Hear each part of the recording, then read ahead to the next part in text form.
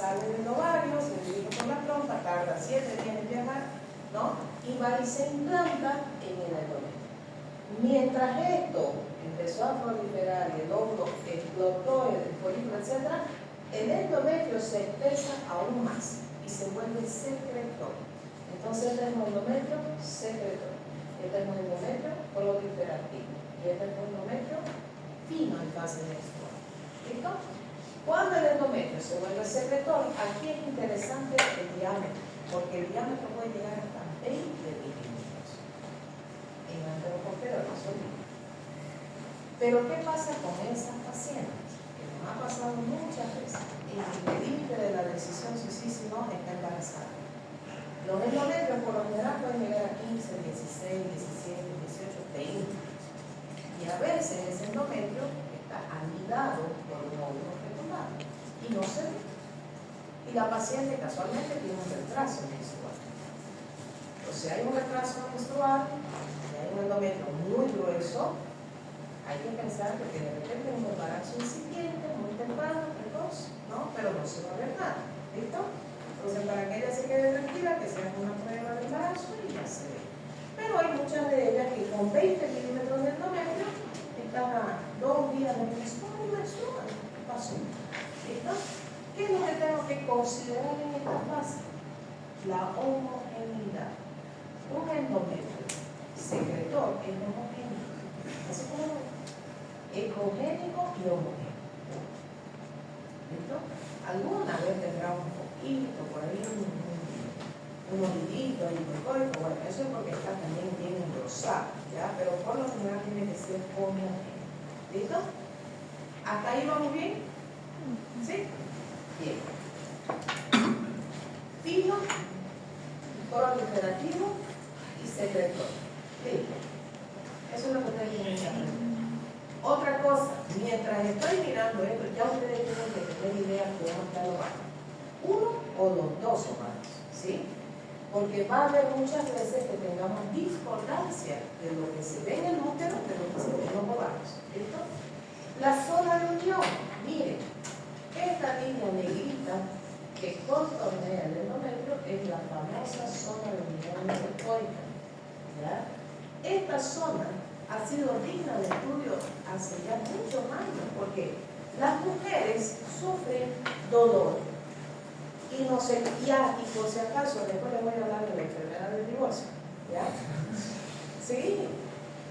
Y uno hace la ecografía y no tiene nada. Y uno dice, no hay nada. No, vamos a ir con otro médico. No hay nada, y no hay nada. Y hay una tremenda adenomiosis oculta. ¿Y la adenomiosis qué es? Es cuando el endometrio penetra el miometrio. Entonces en esta zona ya no hay. Agarra así, ¿no? Está así la zonita bonita separada y el endometrio se ve. Entonces esa zona de unión se borra y empieza a proliferar tejido endometriósico dentro del miometrio, que eso no es normal. Y eso se llama adenomiosis. Entonces en todas las pacientes, peor si son sintomáticas, revisen la zona de unión. Además que no es solo que la zona va a estar borrada, el patrón adenomiósico es de lejos, excepto los casos que son iniciales. Digamos que solamente aquí empezó a borrar y hace una manchita en el miometrio. Un miometrio heterogéneo es patológico, ¿viste? Y eso es la adenomiosis. ¿Bien? Entonces, revisar. La mejor vía de abordaje obviamente es la transvaginal, que se ve clarito en la zona de unión. En algunas pacientes por la vía vaginal ustedes no la van a ver, ¿ya? Pero van a ver el miometrio. Y si el miometrio está heterogéneo, si el miometrio tiene quistes dentro, quistes chiquititos en el miometrio, tiene calcificaciones o tienen manchas, eso es adenomiosis. Venga, voy a poner acá, no se duerma. Ojalá ya haya venido el licenciado. No, a ver, con hambre otra vez.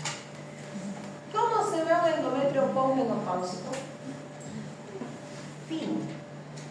Pero, cuando yo considero que esa paciente es menopáusica con título,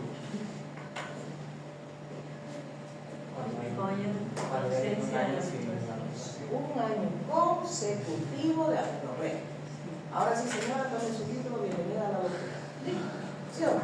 Un año, ¿ya? Porque dicen, ay, doctora, que tengo menopausia. Y así por todo el día, y no es legal. Hay mujeres con 50 años. No, yo tengo una paciente de 50 años, tenía teléfono y estaba embarazada. 50 años. Y pero los milagros existen. 50 años, y fue la primera clase de práctica del grupo, y el doctor que me dijo, digo, doctor, ¿qué es eso? No, una teléfono. Y él, lo que está hablando, un quite. Quite. Un embarazo, digo, ¿no? Yo no me fijé de la señora. Y se ríe y me dice, ay, doctora, me dice, qué chistosa, y dice, tengo la P y tengo 50. Pues, esa 50 años con una P no insertada. Entonces me digo, no, milagro, de la vida, no sé por qué. ¿No? La verdadera menopáusica jamás debería tener 5 milímetros. ¿Ya? La literatura, ¿qué dice? Hasta 5, ¿ya? Hasta 5 milímetros se acepta, pero nunca debería ser 5, porque hay una patología muy común en las mujeres menopáusicas. ¿Cómo se llama?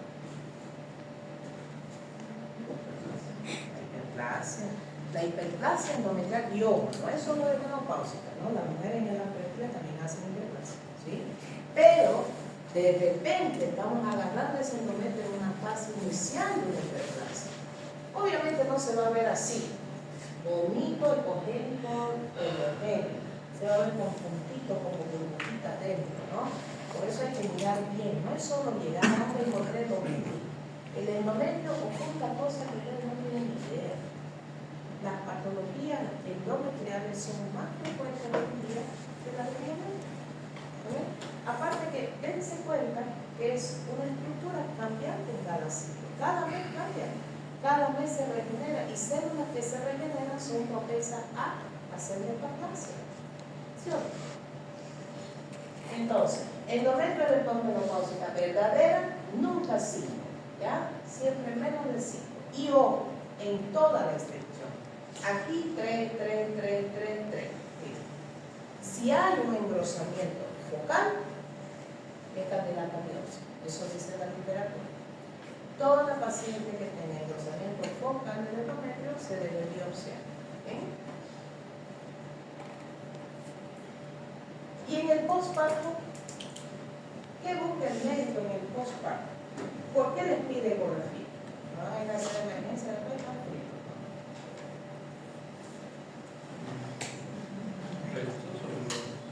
Restos, retención placentaria, ¿qué más? Cierre prematuro del óseo, colapso, a veces se penosa, ¿no? por contracción misma y hace retención de coágulos, ¿no? Y esa paciente, por ejemplo, entra al puente inmediato, sangra, tercer, cuarto, la misma cantidad, y sigue sangrando. Lo primero que uno tiene que sospechar es retención. ¿Por qué?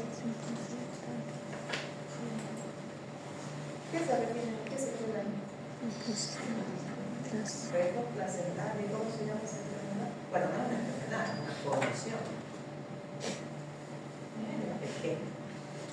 ¿Cómo se llama esa enfermedad? No es enfermedad. Que nadie le puede tener por aquí. Causa de o bien histerectomía o óbito materno. Intraoperatorio. El útero de Cubaría. Pero como estamos todos apurados, le metemos oxitocina, le damos raca, y queremos que algún de una vez se presenta. ¿Ah? No. Cuando quedan las sinergias, se tiene una H, ¿no? No. Casi queda algo. ¿Por qué queda pedazos de placenta dentro? No es maduramiento forzoso. Acretismo. ¿Ven el estudio? Acretismo placentario. Y el acretismo es un peligro y se puede detectar por ecografía si quiere, si sabe diferenciar la Lo mismo que la zona de unión hipotoica. Hay un espacio entre la placenta y el útero, en esa zona. Y si eso se borra, es que la placenta se mezcla en el útero.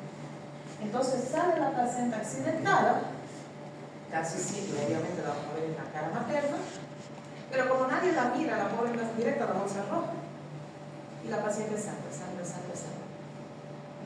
Y ahí entran y hacen un negrado y la embarran peor y termina siendo atonía uterina y termina en esterectomía. La causa más común hoy en día es la trayectoria placentaria.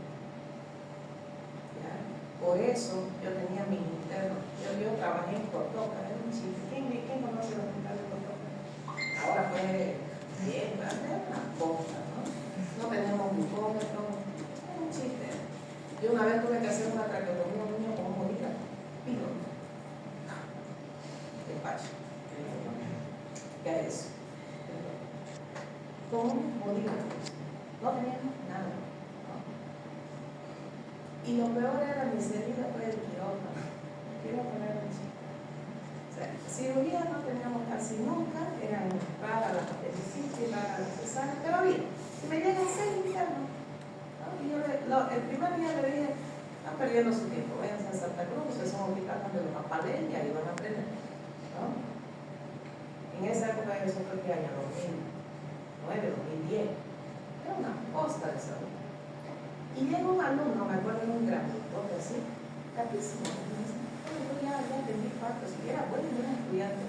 Y digo, bien, no, todo soy yo. Vaya.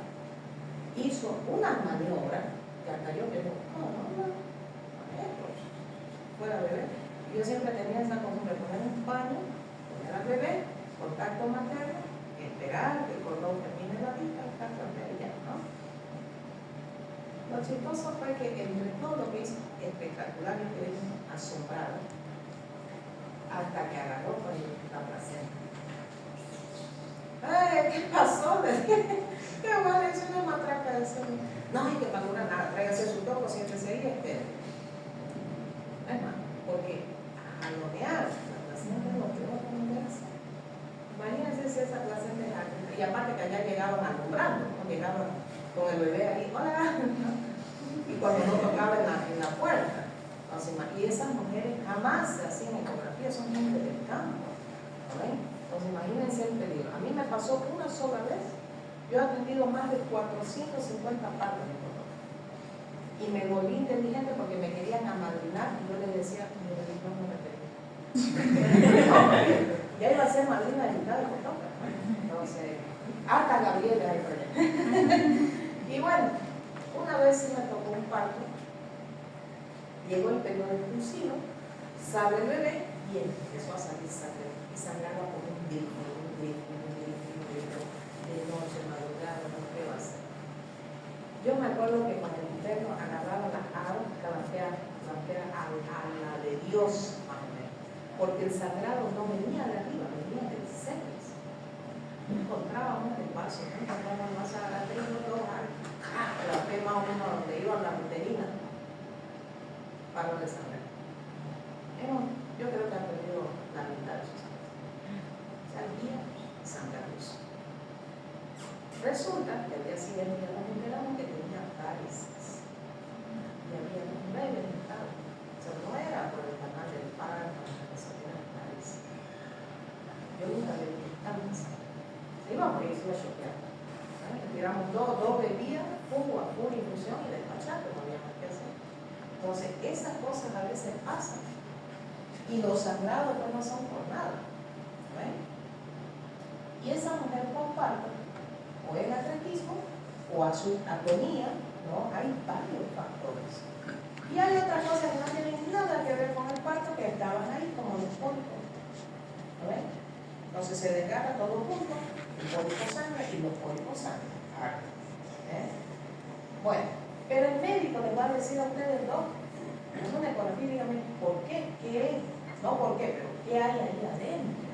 Y miren ustedes, contenido adecuado con contenido más ecogénico, contenido hipericogénico. ¿Cómo se comporta el sangrado? Cuando hay hemorragia activa, ¿cómo se ve la sangre?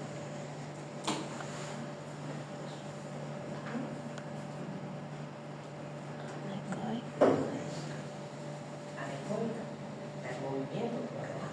Cuando se empieza a coagular, pues ¿sí? Así. Y cuando se vuelve un coágulo, ¿qué fue? Acuérdense bien de eso. Si ustedes ven, por ejemplo, trauma, ¿ah? Repito, por favor.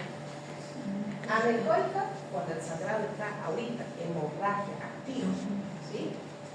Cuando empieza a coagular, se va volviendo más hipoecoica, y cuando ya es coágulo duro, es hipericogénico. Esto es un coágulo, ¿miren? Esto es un coágulo. Esto no. Esto peor. Esto es sangre que está empezando a coagular. Esto está sangrando. ¿Por qué es importante distinguir? Les decía, si ustedes tienen un trauma esplénico, que hemos visto trauma esplénico, la hemorragia intracapsular no es lo mismo que un hematoma intracapsular. La hemorragia de un órgano está ahorita sangrando. El hematoma ya sangró y paró de sangrar. ¿Sí o no? ¿Sí o no? Y de repente el sangrado está, pero es mínimo. En cambio, cuando se va acumulando contenido anecoico progresivo, eso es hemorragia activa. ¿Ya? En este caso, fíjense, hay pocos anecoicos y pocos más ecogénicos, ¿sí? Hay probablemente no un factor activo de sangrado con un cuadro de información. ¿Ya? Y eso es importante informar. ¿Cómo es el contenido? Heterogéneo, con partes líquidas y partes más densas. ¿Sí? Y acá tenemos el endometrio con una imagen hipercogénica, ¿no? Y una distorsión de la estructura, obviamente porque hay aumento aquí, fíjense cómo es grueso, delgado acá, grueso acá, ¿no? Con contenido heterogéneo.